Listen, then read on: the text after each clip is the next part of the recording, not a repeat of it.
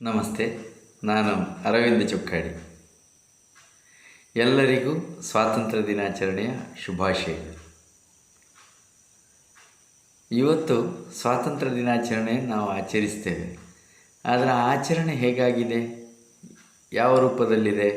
ಸಿಹಿ ಹಂಚೋದು, ಭಾಷಣ ಮಾಡೋದು, ಆಮೇಲೆ ನಮ್ಮ ಪಾಡಿಗೆ ಎದ್ದುಕೊಂಡು ಹೋಗೋದು. ಯಾಕೆ ಹೀಗೆ ಆಗಿದೆ ಅಂತಂದರೆ, ಆ ಸ್ವಾತಂತ್ರ್ಯ ಸಂಗ್ರಾಮದ ನೋವುಗಳ ಅರಿವು ನಮ್ಮ ಅನುಭವದಲ್ಲಿ ಇಲ್ಲದೇ ಇರೋದರಿಂದಾಗಿ. ಈ ಸ್ವಾತಂತ್ರ್ಯ ಹೋರಾಟ ಅನ್ನೋದಕ್ಕೆ ನಾವು ಒಟ್ಟು ಬ್ರಿಟಿಷರ ವಿರುದ್ಧ ಹೋರಾಡಿದ ಎಲ್ಲರನ್ನೂ ಸ್ವಾತಂತ್ರ್ಯ ಹೋರಾಟಗಾರರು ಅಂತ ಹೇಳ್ತಾ ಬರ್ತೇವೆ. ಅದರ ಕಾನ್ಸೆಪ್ಚುವಲ್ ಆಗಿ ನಮಗೆ ಅದರ ಅರ್ಥ ಮಾಡಿಕೊಳ್ಬೇಕಾದಂಥ ಅವಶ್ಯಕತೆ ಇದೆ. ಹೇಳೋದು ಹೇಳುವ, ಆಮೇಲೆ ಹೇಳೋ, ಅದಕ್ಕಿಂತ ಮೊದಲು ಅದರ ಕಾನ್ಸೆಪ್ಚುವಲ್ ಆಗಿ ಹೇಗೆ ಅನ್ನೋದನ್ನು ಹೇಳಿಬಿಡ್ತೇನೆ. ಸ್ವಾತಂತ್ರ್ಯ ಅಂದರೆ ಏನು? ಪಾರತಂತ್ರ್ಯಕ್ಕೆ ವಿರುದ್ಧವಾದಂಥದ್ದು, ಅಂದರೆ ದಾಸ್ಯಕ್ಕೆ ವಿರುದ್ಧವಾದದ್ದೇ ಸ್ವಾತಂತ್ರ್ಯ. ಯಾರು ದಾಸ್ಯಕ್ಕೊಳಗಾಗಿ ದಾಸ್ಯದಿಂದ ಮುಕ್ತರಾದರೋ ಅವರು ಸ್ವತಂತ್ರರಾದರು ಅಂತ ಅರ್ಥ. ಹಾಗಾದರೆ ಭಾರತದಲ್ಲಿ ಇದ್ದದ್ದು ಬ್ರಿಟಿಷರ ವಿರುದ್ಧ ನಡೆದ ಸ್ವಾತಂತ್ರ್ಯ ಅಂತೇಳುವಂಥ ಕಲ್ಪನೆ ಸರಿಯಲ್ಲ. ಬ್ರಿಟಿಷರ ವಿರುದ್ಧ ಹೋರಾಟ ಮಾಡಿದ್ದಲ್ಲ, ಬ್ರಿಟಿಷ್ ಪ್ರಭುತ್ವದ ವಿರುದ್ಧ ಹೋರಾಟ ಮಾಡಿದ್ದು. ಇದು ನೆನಪಿಟ್ಕೊಳ್ಬೇಕು. ಆಳ್ವಿಕೆಯ ವಿರುದ್ಧ, ಬ್ರಿಟಿಷರ ಆಳ್ವಿಕೆಯ ವಿರುದ್ಧ ಹೋರಾಟ ಮಾಡಿದಂಥದ್ದೇ ಹೊರತು ಬ್ರಿಟಿಷರ ವಿರುದ್ಧ ಅಲ್ಲ. ಯಾಕೆಂದರೆ ಈ ಸ್ವಾತಂತ್ರ್ಯ ಹೋರಾಟದಲ್ಲಿ ಅನೇಕರು ಬ್ರಿಟಿಷರೇ ಭಾರತೀಯರಿಗೆ ಸಪೋರ್ಟ್ ಮಾಡಿದವರು ಕೂಡ ಇದ್ದಾರೆ. ಆದರೆ ಬ್ರಿಟಿಷ್ ಪ್ರಭುತ್ವಕ್ಕೆ ವಿರುದ್ಧವಾಗಿ ಹೋರಾಟ ಮಾಡಿದ್ದು. ಬ್ರಿಟಿಷ್ ಪ್ರಭುತ್ವ ಒಂದು ವಿದೇಶಿ ಪ್ರಭುತ್ವ ಆಗಿತ್ತು. ವಿದೇಶಿ ಪ್ರಭುತ್ವ ಅಂದರೆ ಏನು? ವಿದೇಶದಿಂದ ಬಂದವರೆಲ್ಲ ವಿದೇಶಿ ಪ್ರಭುತ್ವ ಅಲ್ಲ. ವಿದೇಶದಿಂದ ಬಂದಂಥವರು ಯಾರು ಭಾರತವನ್ನು ಅವರ ತಾಯ್ನಾಡು ಎಂದು ಭಾವಿಸಿ ಇಲ್ಲೇ ನೆಲೆ ನಿಂತಿದ್ದಾರೋ ಅವರಿಗೆ ಇದು ವಿದೇಶ ಅಲ್ಲ, ಅವರಿಗೆ ಇದು ಜನ್ಮಭೂಮಿಯೇ. ಆದರೆ ಬ್ರಿಟಿಷರು ಭಾರತಕ್ಕೆ ಬಂದವರು, ಅವರು ಭಾರತವನ್ನು ಅವರ ತಾಯ್ನಾಡು ಎಂದು ಒಪ್ಪಿಕೊಳ್ಳಲಿಲ್ಲ, ಬದಲು ಅವರ ವಸಾಹತುವಾಗಿ ಇರಿಸಿಕೊಂಡಿದ್ದರು. ಅವರ ತಾಯ್ನಾಡು ಆಗಿದ್ದಂಥ ಇಂಗ್ಲೆಂಡನ್ನು ಬೆಳೆಸುವುದಕ್ಕಾಗಿ ಭಾರತವನ್ನು ಆರ್ಥಿಕವಾಗಿ ಶೋಷಣೆ ಮಾಡುವ ಸ್ಥಿತಿಯನ್ನು ಅವರು ತಂದರು. ಆದ್ದರಿಂದ ಅದು ವಿದೇಶಿ ಶಕ್ತಿ, ವಿದೇಶಿ ಪ್ರಭುತ್ವದ ವಿರುದ್ಧ ಹೋರಾಟ ಮಾಡಿ ಸ್ವಾತಂತ್ರ್ಯವನ್ನು ಪಡೆದದ್ದು ಸ್ವಾತಂತ್ರ್ಯ ಹೋರಾಟ. ಆದರೆ ಇಲ್ಲಿ ಬ್ರಿಟಿಷರ ವಿರುದ್ಧ ನಡೆದಂಥ ಅನೇಕ ಹೋರಾಟಗಳಿವೆ. ಅವೆಲ್ಲ ನೇರವಾಗಿ ನಾವು ಸ್ವಾತಂತ್ರ್ಯ ಹೋರಾಟ ಅಂತ ಹೇಳಲಿಕ್ಕೆ ಬರೋದಿಲ್ಲ. ಯಾಕೆ ಅಂತ ಹೇಳ್ತೇನೆ. ಈಗ ಭಾರತದ ರಾಜರುಗಳು ಮತ್ತು ಬ್ರಿಟಿಷರು ಬಂದಾಗ ಬ್ರಿಟಿಷರ ವಿರುದ್ಧ ನಡೆದ ಹೋರಾಟ ಅದು ನಿಜವಾಗಿ ಆದರೂ ಯುದ್ಧ, ಅದು ಹೋರಾಟ ಅಲ್ಲ, ಸ್ವಾತಂತ್ರ್ಯ ಹೋರಾಟ ಅಲ್ಲ.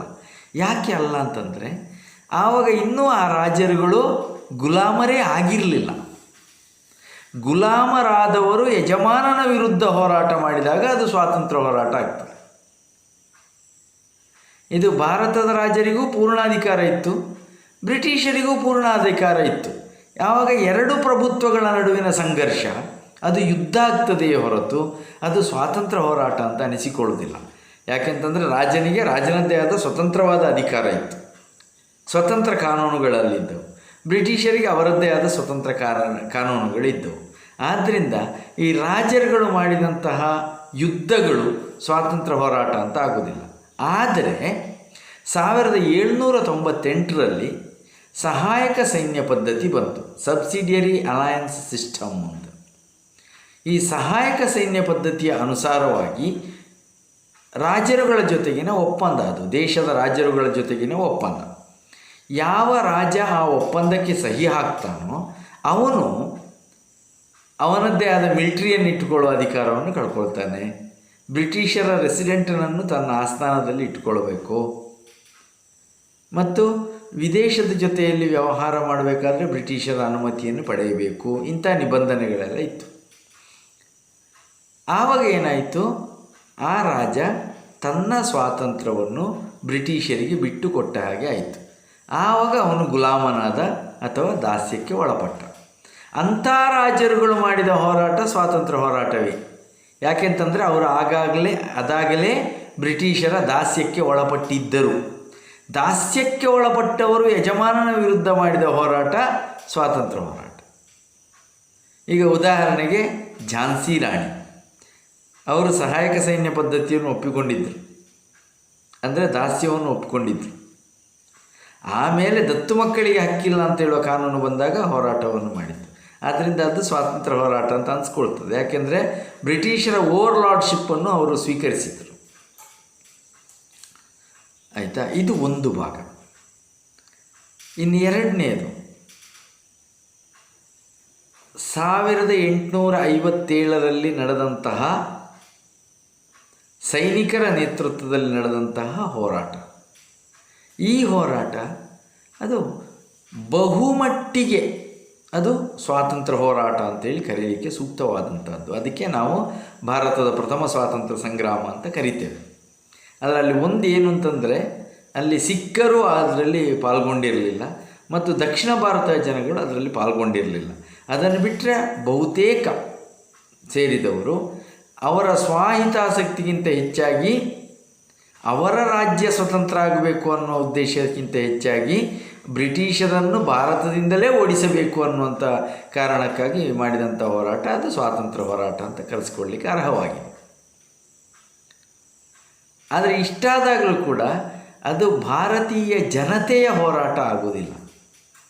ಪ್ರಾರಂಭದ ಹಂತದಲ್ಲಿ ರಾಜರುಗಳ ಹೋರಾಟ ಆಗಿತ್ತು, ಅವರವರ ರಾಜ್ಯಕ್ಕಾಗಿ ಅವರು ಹೋರಾಟ ಮಾಡಿದಂಥದ್ದು.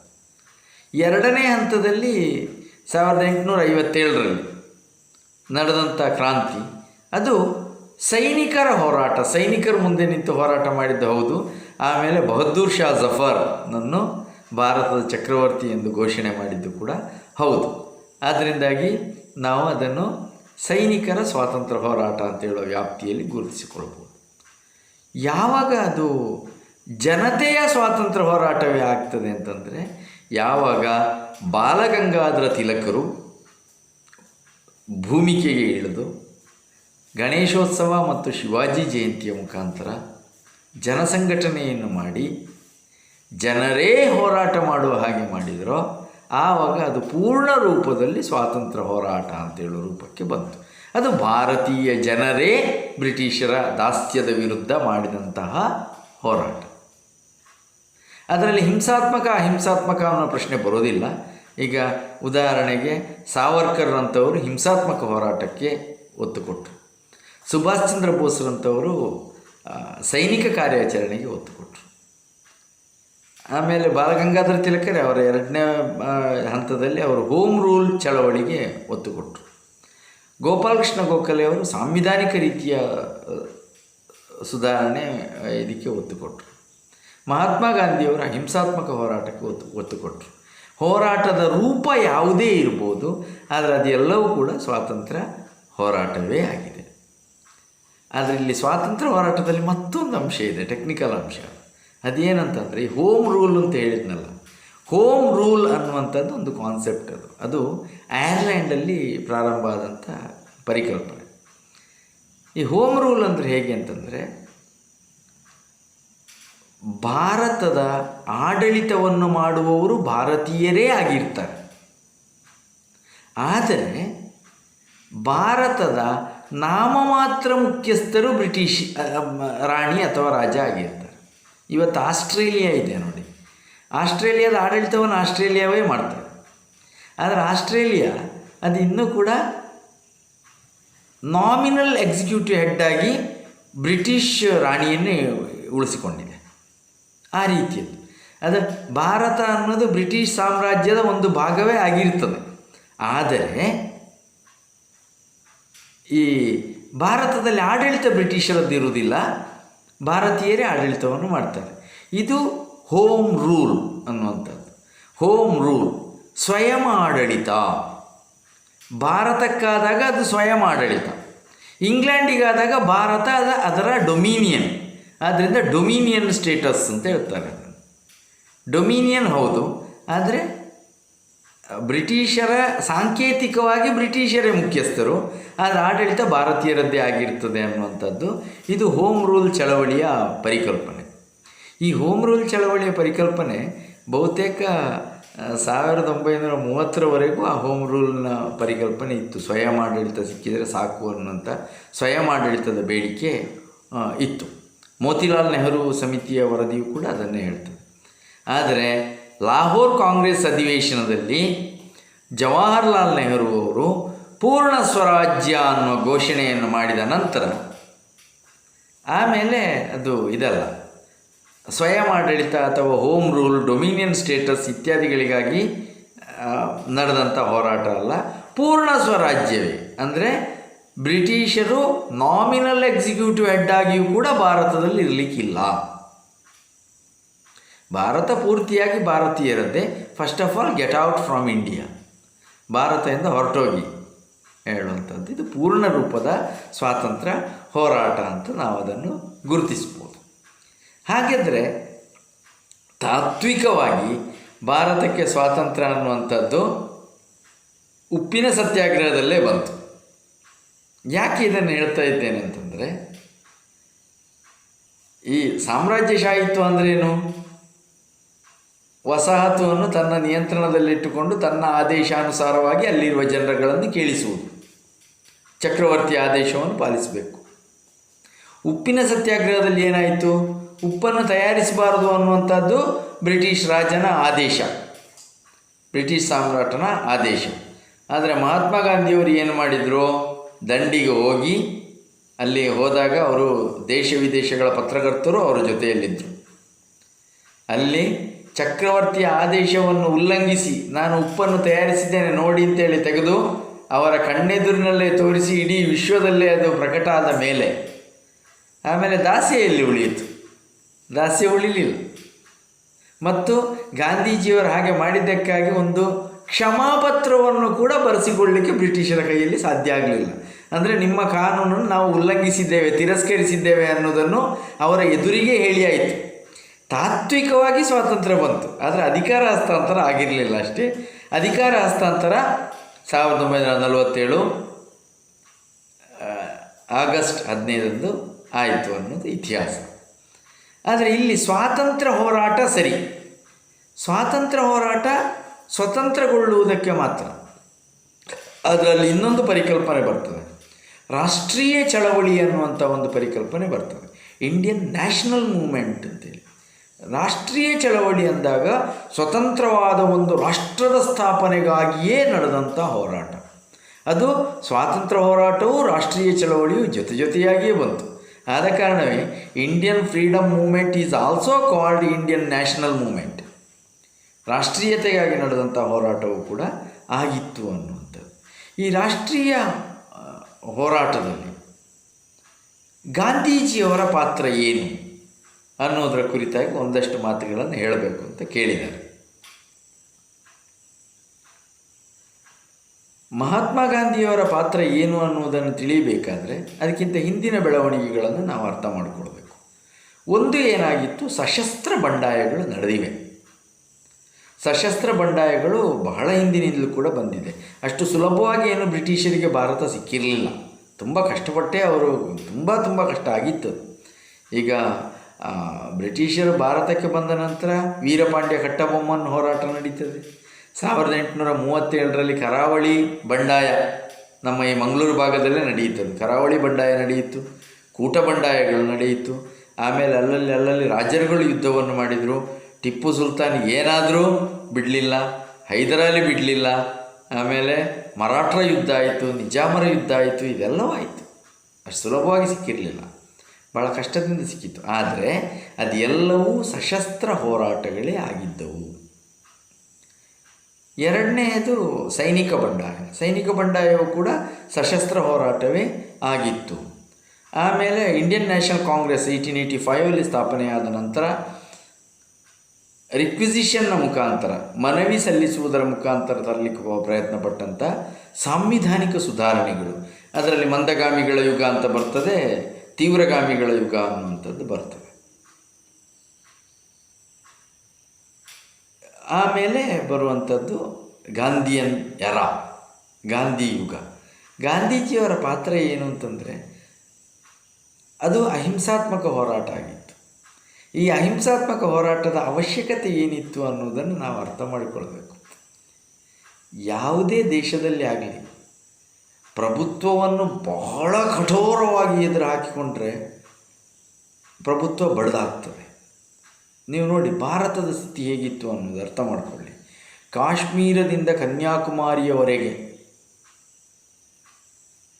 ಈ ಕಡೆ ಆವಾಗ ಬಾಂಗ್ಲಾದೇಶವು ಕೂಡ ಇತ್ತು, ಢಾಕಾದಿಂದ ಹಿಡಿದದ್ದು ಇವತ್ತಿನ ಪಾಕಿಸ್ತಾನದ ಕೊನೆಯವರೆಗೆ ಅಷ್ಟೊಂದು ವಿಶಾಲವಾದ ದೇಶ. ಇಷ್ಟು ವಿಶಾಲವಾದ ದೇಶದಲ್ಲಿ ಸ್ವಾತಂತ್ರ್ಯದ ಕುರಿತಾದ ಚಿಂತನೆಗಳನ್ನು ಗೌಪ್ಯವಾಗಿ ಮಾಡಲಿಕ್ಕೆ ಸಾಧ್ಯ ಉಂಟಾ? ಈಗ ಫ್ರಾನ್ಸು, ಇಂಗ್ಲೆಂಡಿನಂಥ ಸಣ್ಣ ಸಣ್ಣ ದೇಶಗಳಲ್ಲಿ ಸಾಧ್ಯ ಆಗ್ಬೋದು.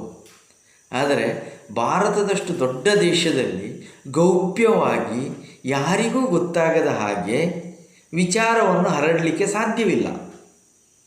ಎಲ್ಲರಿಗೂ ಗೊತ್ತಾಗುವ ಹಾಗೆ ವಿಚಾರವನ್ನು ಹರಡಬೇಕು. ಈಗ ಎಲ್ಲರಿಗೂ ಗೊತ್ತಾಗುವ ಹಾಗೆ ವಿಚಾರವನ್ನು ಹರಡಬೇಕು ಅಂತ ಆದರೆ ಅದು ಸರ್ಕಾರಕ್ಕೂ ಗೊತ್ತಾಗ್ತದೆ. ಸರ್ಕಾರಕ್ಕೆ ಗೊತ್ತಾದಾಗ ಹಿಂಸಾತ್ಮಕವಾದ ಹೋರಾಟಕ್ಕಾಗಿ ಇದು ಜನಗಳನ್ನು ತಯಾರು ಮಾಡಲಿಕ್ಕೆ ಸರ್ಕಾರ ಬಿಡ್ತದಾ? ಹಿಡಿದು ಒಳಗಾಗ್ತದೆ. ನಮ್ಮ ಎಲ್ಲ ಹಿಂಸಾತ್ಮಕ ಹೋರಾಟಗಾರರು ಕೂಡ ಬಹಳ ದೊಡ್ಡ ಹುತಾತ್ಮರು. ಚಂದ್ರಶೇಖರ್ ಆಜಾದ್ ಅವರಾಗಲಿ, ಭಗತ್ ಸಿಂಗ್ ಅವರಾಗಲಿ, ಅಥವಾ ಸುಖದೇವರಾಜ್, ಭಗವಾನ್ ದಾಸ್ ಮಾಹೋರು, ಭಗವಾನ್ ದಾಸು, ಮಾಸ್ಟರ್ ರುದ್ರನಾರಾಯಣ್, ಹೀಗೆ ತುಂಬ ಜನ ಬರ್ತಾರೆ. ಖುದಿರಾಮ್ ಬೋಸ್, ವಿಶ್ವೇಶ್ವರ ಸಿಂಹ, ಬಟುಕೇಶ್ವರ ದತ್ತ, ರಾಜಗುರು, ಹೀಗೆ ತುಂಬ ಜನ ಬರ್ತಾರೆ, ಒಬ್ಬರಿಬ್ಬರಲ್ಲ. ಅವರೆಲ್ಲರೂ ಶ್ರೇಷ್ಠವಾದಂಥ ಆತ್ಮ ಬಲಿದಾನವನ್ನೇ ದೇಶಕ್ಕಾಗಿ ಮಾಡಿದ್ದಾರೆ, ಅದರಲ್ಲಿ ಅನುಮಾನವಿಲ್ಲ. ಸಾವರ್ಕರ್ ಅವರು ಅಂಡಮಾನ್ನ ಕರಿನೀರಿನ ಶಿಕ್ಷೆಯನ್ನು ಅನುಭವಿಸಿದ್ದಾರೆ. ಈ ರೀತಿಯ ಅತ್ಯಂತ ಕಠಿಣವಾದ ನೋವುಗಳನ್ನು ಅವರು ಅನುಭವಿಸಿದ್ದಾರೆ. ಆದರೆ ಅವರನ್ನು ಬಡಿಲಿಕ್ಕೆ ಸಾಧ್ಯ ಆಯಿತು. ಈಗ ಭಗತ್ ಸಿಂಗ್ ಅವರ ಯೋಚನೆ ಏನಿತ್ತು ಅಂದರೆ ತಾನು ಹುತಾತ್ಮನಾಗುವ ಮುಖಾಂತರ ಭಾರತದಲ್ಲಿ ಕ್ರಾಂತಿಯನ್ನು ಬೆಳೆಯಿಸಬೇಕು ಅಂತ. ಆದರೆ ಭಗತ್ ಸಿಂಗ್ ಹುತಾತ್ಮರಾದ ಮೇಲೆ ಕ್ರಾಂತಿ ಬೆಳೀಲಿಕ್ಕೆ ಸರ್ಕಾರ ಬಿಡಲಿಲ್ಲ, ಬಹಳ ನಿರ್ದಯವಾಗಿ ದಮನಿಸಿತು. ಹಿಂಸಾತ್ಮಕವಾದ ಹೋರಾಟಕ್ಕೆ ಇಳಿದ ಕೂಡಲೇ ಸರ್ಕಾರಕ್ಕೆ ಅನುಕೂಲ ಆಗ್ತದೆ. ಹೇಗೆ ಅನುಕೂಲ ಆಗ್ತದೆ? ಇವನು ಈ ರೀತಿ ಅಪರಾಧವನ್ನು ಮಾಡಿದ್ದಾನೆ, ಅಲ್ಲಿ ಕೊಂದಿದ್ದಾನೆ, ಇಲ್ಲಿ ರೈಲು ಕಂಬಿ ಸುಟ್ಟಾಕಿದ್ದಾನೆ, ಆದ್ದರಿಂದ ಇವನಿಗೆ ಈ ರೀತಿಯ ಪನಿಷ್ಮೆಂಟು ಅಂತ ಸುಲಭವಾಗಿ ದಮನಿಸಲಿಕ್ಕೆ ಸಾಧ್ಯ ಆಗ್ತದೆ. ಆದರೆ ಅಹಿಂಸಾತ್ಮಕ ಹೋರಾಟವನ್ನು ದಮನಿಸಲಿಕ್ಕೆ ಆಗುವುದಿಲ್ಲ. ಯಾಕೆ ಆಗುವುದಿಲ್ಲ ಅಂತಂದರೆ, ಯಾವ ಕಾರಣಕ್ಕಾಗಿ ಹೊಡೆಯುವುದು? ಗಾಂಧೀಜಿಯವರದ್ದೇನು? ಗಾಂಧೀಜಿಯವರನ್ನು ಅರೆಸ್ಟ್ ಮಾಡಿದರೆ ಅರೆಸ್ಟ್ ಮಾಡಿಸ್ಕೋತಾರೆ, ಹೊಡೆದ್ರೆ ಹೊಡೆಸ್ಕೋತಾರೆ. ಹೊಡೆಸಿಕೊಳ್ಳೋವನಿಗೆ ಎಷ್ಟಂತ ಹೊಡಿಬೋದು? ಆವಾಗ ಭಾರತದಾದ್ಯಂತ ಸ್ವಾತಂತ್ರ್ಯ ಹೋರಾಟದ ಪ್ರಜ್ಞೆಯನ್ನು ಬೆಳೆಸುವುದಕ್ಕೆ ಅವಕಾಶ ಸಿಕ್ಕಿತು. ಅಹಿಂಸಾತ್ಮಕ ಹೋರಾಟದ ಮುಖಾಂತರ ಆ ಅವಕಾಶ ಬಂತು ಅಂತ ಹೇಳುವಂಥದ್ದನ್ನು ನಾವು ಅರ್ಥ ಮಾಡ್ಕೊಳ್ಬೇಕು. ಒಂದು ವೇಳೆ ಗಾಂಧೀಜಿಯವರು ಹಿಂಸಾತ್ಮಕ ಹೋರಾಟವನ್ನು ಮಾಡ್ತೇವೆ ಅಂತೇಳಿ ಹೇಳಿದರೆ ಇಮಿಡಿಯೇಟಾಗಿ ಒಳಗೆ ಹಾಕಿ ಬಿಡ್ಬೋದಾಗಿತ್ತು. ಒಳಗೆ ಹಾಕಿ ಒಂದು 50 ವರ್ಷ ಶಿಕ್ಷೆ ಕೊಡ್ಬೋದಿತ್ತು, ಅಷ್ಟೊತ್ತಿಗೆ ಸತ್ತೋಗ್ತಿತ್ತು, ಹೊರಗೆ ಬರಲಿ ಸಾಧ್ಯ ಆಗ್ತಾ ಇರಲಿಲ್ಲ. ಆದರೆ ಅಹಿಂಸಾತ್ಮಕವಾದಾಗ ಆ ರೀತಿ ಮಾಡಲಿಕ್ಕೆ ಆಗೋದಿಲ್ಲ. ಆದ್ದರಿಂದಲೇ ಅಹಿಂಸೆ ಅನ್ನುವಂಥದ್ದು ಪವರ್ಫುಲ್ ಅಂತೇಳಿ. ಸ್ವಾತಂತ್ರ್ಯದ ಪ್ರಜ್ಞೆಯನ್ನು ಇಷ್ಟು ದೊಡ್ಡ ದೇಶದಲ್ಲಿ ಹರಡುವುದಕ್ಕೆ ಅಹಿಂಸಾತ್ಮಕ ಹೋರಾಟ ಕಾರಣ ಆಯಿತು. ಎರಡನೇದು ಗಾಂಧೀಜಿಯವರ ಪ್ರಾಮುಖ್ಯತೆ ಏನು ಅಂತಂದರೆ, ಗಾಂಧಿ ಅವರದ್ದು ಸ್ವಾತಂತ್ರ್ಯ ಹೋರಾಟ ಅನ್ನುವಂಥದ್ದು ಬ್ರಿಟಿಷರನ್ನು ಭಾರತದಿಂದ ಹೊರಗೆ ಕಳಿಸುವುದಕ್ಕಷ್ಟೇ ಸೀಮಿತವಾದಂಥ ಹೋರಾಟ ಆಗಿರಲಿಲ್ಲ. ಗಾಂಧೀಜಿಯವರ ಸ್ವಾತಂತ್ರ್ಯ ಹೋರಾಟ ಅಂತಂದರೆ ಅದು ಬ್ರಿಟಿಷರು ಹೋದಲ್ಲಿಗೆ ಮುಗಿಲಿಲ್ಲ. ನಮಗೆ ನಾವೇ ಸ್ವತಂತ್ರರಾಗುವುದು. ಯಾವಾಗ ನಮಗೆ ನಾವೇ ಸ್ವತಂತ್ರರಾಗಲಿಕ್ಕೆ ಸಾಧ್ಯವಾಗ್ತದೆ? ಭಯಮುಕ್ತರಾಗಿ ಬದುಕುವುದಕ್ಕೆ ಸಾಧ್ಯವಾದಾಗ ನಮಗೆ ನಾವೇ ಸ್ವತಂತ್ರರಾಗುವುದಕ್ಕೆ ಸಾಧ್ಯ ಆಗ್ತದೆ. ನಮ್ಮ ಆಹಾರವನ್ನು ನಾವೇ ಉತ್ಪಾದನೆ ಮಾಡಿಕೊಂಡಾಗ, ನಮ್ಮ ಬೇಡಿಕೆಗಳನ್ನು ನಾವೇ ಆಗು ಮಾಡಿಕೊಂಡಾಗ ಆವಾಗ ಅದು ಸಾಧ್ಯ ಆಗ್ತದೆ. ಆದ ಕಾರಣವೇ ನೋಡಿ, ಗಾಂಧೀಜಿಯವರ ಚಿಂತನೆಗಳು ಅನ್ನುವುದು ಕೇವಲ ಅದು ರಾಜಕೀಯ ಹೋರಾಟಕ್ಕೆ ಸೀಮಿತವಾದಂಥ ಸಂಗತಿ ಅಲ್ಲ. ಅದು ಗಾಂಧೀಜಿಯವರ ಹೋರಾಟ ಅನ್ನುವಂಥದ್ದು ಅದು ಬಹಳ ಬ್ರಾಡರ್ ಆದ ಪರ್ಸ್ಪೆಕ್ಟಿವನ್ನು, ವಿಶಾಲ ವ್ಯಾಪ್ತಿಯನ್ನು ಹೊಂದಿರತಕ್ಕಂಥದ್ದು. ಗಾಂಧೀಜಿಯವರ ಆರ್ಥಿಕ ಚಿಂತನೆಯನ್ನು ಹೇಳ್ತಾರೆ, ಶೈಕ್ಷಣಿಕ ಚಿಂತನೆಗಳನ್ನು ಹೇಳ್ತಾರೆ, ಸಾಂಸ್ಕೃತಿಕ ಚಿಂತನೆಗಳನ್ನು ಹೇಳ್ತಾರೆ, ಸ್ವರಾಜ್ಯದ ಚಿಂತನೆಯನ್ನು ಹೇಳ್ತಾರೆ, ಸ್ವಯಂ ಶಿಸ್ತಿನ ಕುರಿತಾಗಿ ಹೇಳ್ತಾರೆ, ರಾಜಕೀಯ ಚಿಂತನೆಯನ್ನು ಹೇಳ್ತಾರೆ, ತತ್ವಜ್ಞಾನದ ಚಿಂತನೆಯನ್ನು ಹೇಳ್ತಾರೆ, ಧಾರ್ಮಿಕ ಚಿಂತನೆಗಳನ್ನು ಹೇಳ್ತಾರೆ. ಇದೆಲ್ಲವೂ ಸೇರಿ ಉಂಟಾಗುವ ಒಂದು ಸಮಗ್ರ ರೂಪವೇ ಗಾಂಧೀಜಿಯವರ ಒಟ್ಟು ಸ್ವಾತಂತ್ರ್ಯದ ಪರಿಕಲ್ಪನೆಯಾಗಿತ್ತು. ಅದರಲ್ಲಿ ಸ್ವರಾಜ್ಯ ಅನ್ನುವುದು ಅವರ ಪರಿಕಲ್ಪನೆ. ಸ್ವರಾಜ್ಯ ಅನ್ನುವಂಥದ್ದು ಸ್ವಾತಂತ್ರ್ಯಕ್ಕೆ ಸೀಮಿತ ಅಲ್ಲ. ಬ್ರಿಟಿಷರ್ ಭಾರತದಿಂದ ಹೋದ ತಕ್ಷಣ ಸ್ವರಾಜ್ಯ ಬಂತು ಎನ್ನುವಂಥ ಅರ್ಥ ಅಲ್ಲ. ಸ್ವರಾಜ್ಯ ಅನ್ನುವಂಥ ಅರ್ಥ ಏನು ಅಂತೇಳಿದರೆ, ಮನುಷ್ಯರು ಸ್ವಯಂ ಶಿಸ್ತಿನಿಂದ ನಿಯಂತ್ರಣಕ್ಕೊಳಗಾಗಬೇಕು. ಪೊಲೀಸರ ಹೆದರಿಕೆಯಿಂದಾಗಿ ನಾವು ಡ್ರೈವಿಂಗ್ ಲೈಸೆನ್ಸ್ ತಗೊಂಡು ಹೋಗೋದಲ್ಲ, ನಮಗೇ ಗೊತ್ತಿರಬೇಕು ಡ್ರೈವಿಂಗ್ ಲೈಸೆನ್ಸ್ ತಗೊಂಡು ಹೋಗಬೇಕು ಅನ್ನುವಂಥದ್ದು. ಇದು ಸ್ವಯಂ ಶಿಸ್ತು. ಆ ಸ್ವಯಂ ಶಿಸ್ತಿನಲ್ಲಿ ನೈತಿಕತೆ ಇರಬೇಕು, ಅಸಮಾನತೆ ಇರಬಾರದು. ಪ್ರತಿಯೊಬ್ಬ ಮನುಷ್ಯನಿಗೂ ಕೈಗೆ ಉದ್ಯೋಗಗಳು ಸಿಗಬೇಕು. ಯಂತ್ರಗಳ ಬಳಕೆ ಎಷ್ಟು ಬೇಕೋ ಅಷ್ಟಕ್ಕೆ ಮಾತ್ರ ಸೀಮಿತವಾಗಬೇಕು. ಆಹಾರ, ಬಟ್ಟೆ, ವಸತಿ ಇಂಥ ಮೂಲಭೂತ ಅವಶ್ಯಕತೆಗಳು, ನಮ್ಮ ಅಗತ್ಯಗಳೇನಿವೆಯೋ ಆ ಅಗತ್ಯಗಳನ್ನು ನಾವೇ ಭರಿಸಿಕೊಳ್ಳುವುದಕ್ಕೆ ಸಾಧ್ಯವಾಗಬೇಕು. ಆರ್ಥಿಕ ಉತ್ಪಾದನೆಗಳಾಗಬೇಕು. ಅಂಥ ಸ್ವಾವಲಂಬನೆಗೆ ಬೇಕಾದಂತಹ ಶಿಕ್ಷಣವನ್ನು ಕೊಡಬೇಕು. ಅದೇ ಮೂಲ ಶಿಕ್ಷಣ. ಆ ಮೂಲ ಶಿಕ್ಷಣದಲ್ಲಿ ಭಾರತದ ಸಾಂಸ್ಕೃತಿಕ ಸಾಮಾಜಿಕ ಪ್ರಜ್ಞೆಗಳು ಜೀವಂತವಾಗಿರಬೇಕು. ಬರೀ ಹಣ ಸಂಪಾದನೆ ಮಾಡಿದರೆ ಸಾಕಾಗೋದಿಲ್ಲ. ಇಂಥ ಪ್ರಜ್ಞೆಗಳು ಜೀವಂತವಾಗಿರಬೇಕು. ಜೀವಪರವಾದ ನಿಲುವು ಮತ್ತು ದೃಷ್ಟಿಕೋನಗಳಿರಬೇಕು. ಇನ್ನೊಬ್ಬರಿಗೆ ಹಿಂಸೆ ಕೊಡುವಂಥ ಚಿಂತನೆಗಳು ಇರಬಾರದು. ಇದೆಲ್ಲವೂ ಸೇರಿದಂಥದ್ದು ಸ್ವರಾಜ್ಯ. ಈ ಶಿಸ್ತಿನ ಬಗ್ಗೆ ನೋಡಿ, ಒಂದು ಉದಾಹರಣೆ ಹೇಳ್ತೇನೆ. ಗಾಂಧೀಜಿಯವರು ದಕ್ಷಿಣ ಭಾರತದಿಂದ ಬಂದ ನಂತರ ಅವರು ಕಾಂಗ್ರೆಸ್ ಅಧಿವೇಶನಕ್ಕೆ ಹೋದಾಗ ಅಲ್ಲಿ ಒಂದು ಘಟನೆ ಆಯಿತು. ಕಾಂಗ್ರೆಸ್ ಅಧಿವೇಶನಕ್ಕೆ ರಾಷ್ಟ್ರದ ಬೇರೆ ಬೇರೆ ಭಾಗಗಳಿಂದ ಜನಗಳು ಬಂದಿದ್ದರು. ಹಾಗೆ ಬಂದವರೆಲ್ಲ ಪ್ರತಿನಿಧಿಗಳು ವೆರಾಂಡದ ಸಮೀಪವೇ, ಅವರಿಗೆ ಹಾಲ್ಟಿಗೆ ಕೊಟ್ಟಂಥ ವೆರಾಂಡದ ಸಮೀಪವೇ ಹೋಗಿ ಅದರ ಸೈಡಲ್ಲಿ ಮೂತ್ರ ಮಾಡಿ ಎಲ್ಲ ಬರ್ತಾಯಿದ್ರು. ಆವಾಗ ಗಾಂಧೀಜಿಯವರು ಯೋಚನೆ ಮಾಡಿದಂತೆ, ಮೊದಲು ನಾನು ಸ್ವಚ್ಛತೆಯ ಚಿಂತನೆಯನ್ನು ಕಾಂಗ್ರೆಸ್ಸಿಗರಿಗೆ ಕಲಿಸಬೇಕಾಗಿದೆ. ಅಂದರೆ ಸುಧಾರಣೆ ಎಲ್ಲಿಂದ ಆಗಬೇಕು? ನನ್ನಿಂದ ಸುಧಾರಣೆ ಆಗಬೇಕು ಅನ್ನುವಂಥದ್ದು ಗಾಂಧೀಜಿಯವರ ಪರಿಕಲ್ಪನೆಯಾಗಿತ್ತು. ಯಾಕೆಂತಂದರೆ ಗಾಂಧೀಜಿಯವರು ಇದು ಪಾಸಿಟಿವ್ ಎನಾರ್ಕಿಸ್ಟ್. ಪಾಸಿಟಿವ್ ಎನಾರ್ಕಿಸ್ಟ್ ಅಂದರೆ ಧನಾತ್ಮಕ ಅರಾಜಕತಾವಾದಿ. ಸರ್ಕಾರ ಬಹಳ ಬಲಿಷ್ಠ ಆಗಿರಬೇಕು ಅಂತೇಳಿ ಗಾಂಧೀಜಿಯವರು ಯೋಚನೆ ಮಾಡಿದವರಲ್ಲ. ಸರ್ಕಾರಕ್ಕಿಂತ ಹೆಚ್ಚಾಗಿ ಅವರಿಗೆ ಸಮಾಜ ಬಹಳ ಮುಖ್ಯವಾಗಿತ್ತು. ಸಮಾಜದಲ್ಲಿ ಜನಗಳು ಹೇಗಿರಬೇಕು ಅನ್ನೋದಕ್ಕೆ ಅವರು ಹೆಚ್ಚು ಒತ್ತನ್ನು ಕೊಟ್ಟಂಥವರು. ಯಾಕೆಂದರೆ ಇಡೀ ಮಾನವ ಸಮುದಾಯ ಒಂದೇ ಅನ್ನುವಂಥ ಪರಿಕಲ್ಪನೆ ಗಾಂಧೀಜಿಯವರ ಹತ್ರ ಇತ್ತು. ಇಡೀ ಮಾನವ ಸಮುದಾಯ ಒಂದೇ ಹೌದು, ಆದರೆ ಸ್ಥಳೀಯವಾಗಿಯೇ ಗ್ರಾಮ ಸ್ವರಾಜ್ಯದ ನಿರ್ಮಾಣವಾಗಬೇಕು. ಈ ರೀತಿಯ ಗ್ರಾಮ ಸ್ವರಾಜ್ಯದ ಚಿಂತನೆಗಳು, ಸ್ವಯಂ ಶಿಸ್ತಿನ ಚಿಂತನೆಗಳು ಇವೆಲ್ಲವೂ ಕೂಡ ಏನು ಮಾಡಿತು ಅಂದರೆ ಸ್ವಾತಂತ್ರ್ಯ ಹೋರಾಟಕ್ಕೆ ಬೇಕಾದಂತಹ ಒಂದು ಮನೋಭೂಮಿಕೆಯನ್ನು ಭಾರತೀಯರಲ್ಲಿ ಉಂಟು ಮಾಡಿತು. ಸ್ವಾತಂತ್ರ್ಯ ಹೋರಾಟದ ಮನೋಭೂಮಿಕೆ ನಿರ್ಮಾಣವಾದದ್ದು ಆ ನಂತರ ಬೇರೆ ಬೇರೆ ರೀತಿಯಲ್ಲಿ ಸ್ವಾತಂತ್ರ್ಯ ಹೋರಾಟ ಮುಂದುವರಿಯುವುದಕ್ಕೆ ಕಾರಣವಾಯಿತು ಅನ್ನೋದು ಇದು ಗಾಂಧೀಜಿಯವರ ಪ್ರಾಮುಖ್ಯತೆ. ಮತ್ತು ಗಾಂಧೀಜಿಯವರ ಪಾತ್ರ ಡಿಸೈಸಿವ್ ಅಂತ ಅನಿಸುವುದು ಎಲ್ಲಿ ಅಂತಂದರೆ, ಅವರು ಏನನ್ನು ಹೇಳಿದರೂ ಅದನ್ನೇ ಬಾಳಿದರು.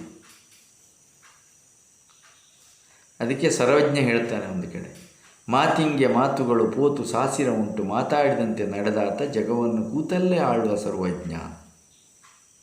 ನಾವು ಹೇಳುವುದಕ್ಕೂ ಬಾಳುವುದಕ್ಕೂ ವ್ಯತ್ಯಾಸ ಇಲ್ಲ ಅಂತಾದರೆ ಅಂಥವನು ಕೂತಲ್ಲೇ ಇಡೀ ಜಗತ್ತನ್ನು ಆಡಳಿತ ಮಾಡಿಬಿಡ್ತಾನೆ.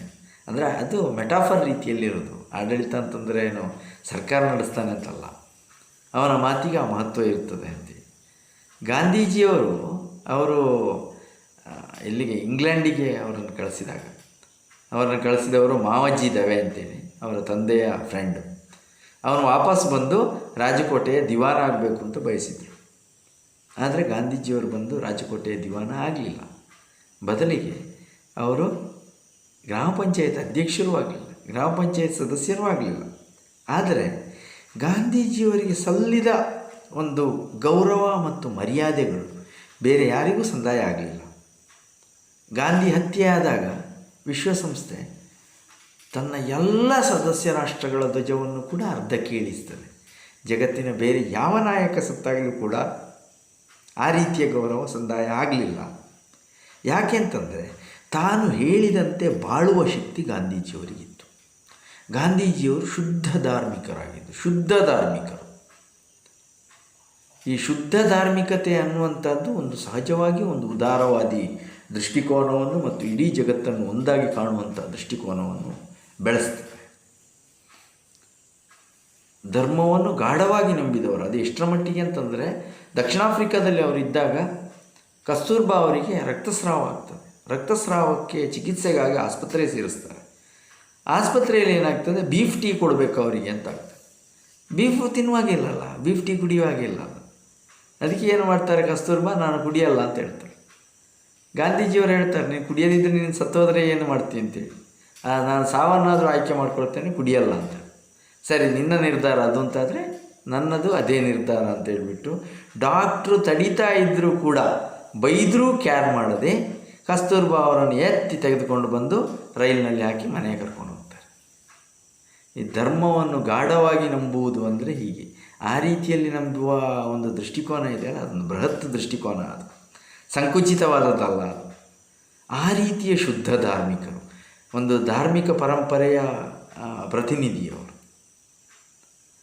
ನಮ್ಮ ಪರಿಸರ ಸಂರಕ್ಷಣೆ ಆಗುವುದು ಆ ಧಾರ್ಮಿಕತೆಯಿಂದ, ಆ ರೀತಿಯ ಧಾರ್ಮಿಕತೆಯಿಂದ. ಮಹಾಭಾರತದಲ್ಲಿ ಬರ್ತದೆ ಏನಂದರೆ, ನಮ್ಮ ಅವಶ್ಯಕತೆಗಿಂತ ಹೆಚ್ಚಾಗಿ ಒಂದು ಮರದ ತುಂಡನ್ನು ಕೂಡ ಕಡಿಯಬಾರದು ಅಂತೆ. ಗಾಂಧೀಜಿಯವರು ಹೇಳಿದ ಆರ್ಥಿಕತೆಯು ಕೂಡ ಆ ರೀತಿಯದ್ದು. ಇದು ಗಾಂಧೀಜಿಯವರ ಪ್ರಾಮುಖ್ಯತೆ. ಆದರೆ ಹೋರಾಟವನ್ನು ಗಾಂಧೀಜಿ ಒಬ್ಬರೇ ಮಾಡಿದರೋ? ಇಲ್ಲ. ಹಾಗೆ ಹೇಳಿದರೆ ತಪ್ಪಾಗ್ತದೆ. ಸ್ವಾತಂತ್ರ್ಯ ಹೋರಾಟಗಳು ಅನೇಕ ರೀತಿಯಲ್ಲಿ ಅನೇಕ ಧಾರೆಗಳಾಗಿ ನಡೆಯಿತು.